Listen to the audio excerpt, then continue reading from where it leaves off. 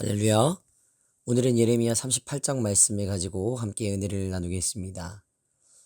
사람의 됨됨이는 평온할 때가 아니라 위기 가운데 진정으로 드러납니다. 이것은 우리가 살아가면서 경험하는 진리입니다. 특히 신학의 영역에서는 더욱 그렇습니다. 믿음이란 말로만 되는 것이 아니라 삶의 구체적인 선택과 행동 가운데에서 증명되기 때문입니다. 오늘 말씀인 예레미야 38장에는 바벨론의 3차 침공이라는 위기 상황 가운데 세 그룹의 사람이 등장합니다. 바로 왕과 고관들, 그리고 에벳 멜렉입니다. 같은 상황을 맞이했지만 각기 다른 선택을 한 이들의 모습을 통해서 우리는 신앙의 참된 모습이 무엇인지를 묵상해 볼 수 있습니다. 첫 번째 그룹은 바벨론 편을 든다며 예레미야를 죽이려 한 고관들입니다. 이들은 백성들에게 해를 끼친다고 주장하며 예레미야를 우물에 던졌습니다. 얼핏 보면 나라를 위하는 충성된 행동처럼 보일 수 있지만 그들의 논리에는 하나님이 없었습니다. 우리는 때로 선한 의도라고 생각하는 행동이 실제로는 하나님의 뜻과 반대되는 경우를 보게 됩니다.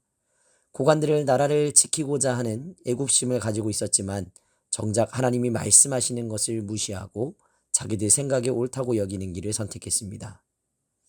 어떤 사람들은 인간적인 정의와 사랑을 내세우며 하나님의 말씀을 왜곡하기도 합니다.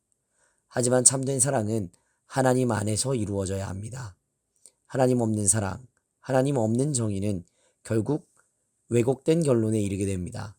우리의 삶 가운데에서도 내가 지금 따르고 있는 가치가 정말 하나님께서 기뻐하시는 것인가를 늘 점검해야 합니다. 두 번째 인물은 에벳 멜렉입니다.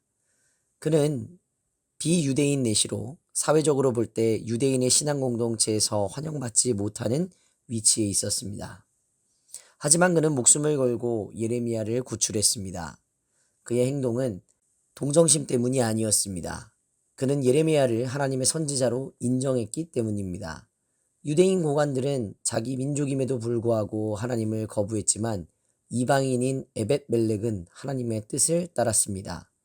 이것은 신앙의 본질을 깨닫게 해줍니다. 신앙은 혈통이나 지위, 교회 안에서의 직책으로 결정되는 것이 아닙니다. 오직 하나님을 경외하고 하나님의 뜻에 순종하는 사람이 참된 신앙인입니다. 우리도 세상 속에서 신앙을 실천할 기회가 있을 때가 많습니다. 그러나 그 과정에서 외로움을 경험할 수도 있고 손해를 보거나 비난을 받을 수도 있습니다. 그러나 에벳 멜렉처럼 믿음의 용기를 내어 하나님의 뜻을 따르는 자가 되어야 합니다. 세 번째 인물은 시드기야 왕입니다. 그는 중요한 결정을 내려야 하는 순간 이리저리 흔들리며 한쪽으로 확고하게 서지 못하는 모습을 보였습니다. 예레미야를 죽이자는 말에도 동의하고 살리자는 말에도 동의합니다. 자기 신념이 없었고 무엇보다 하나님에 대한 신뢰가 없었습니다. 우리는 신앙생활을 하면서 하나님과 세상 사이에서 갈등할 때가 많습니다. 교회에서는 신앙을 고백하지만 세상에서는 믿음을 숨기거나 타협하기도 합니다. 그러나 신앙은 선택적인 것이 아닙니다. 신앙은 삶의 중심이 되어야 합니다.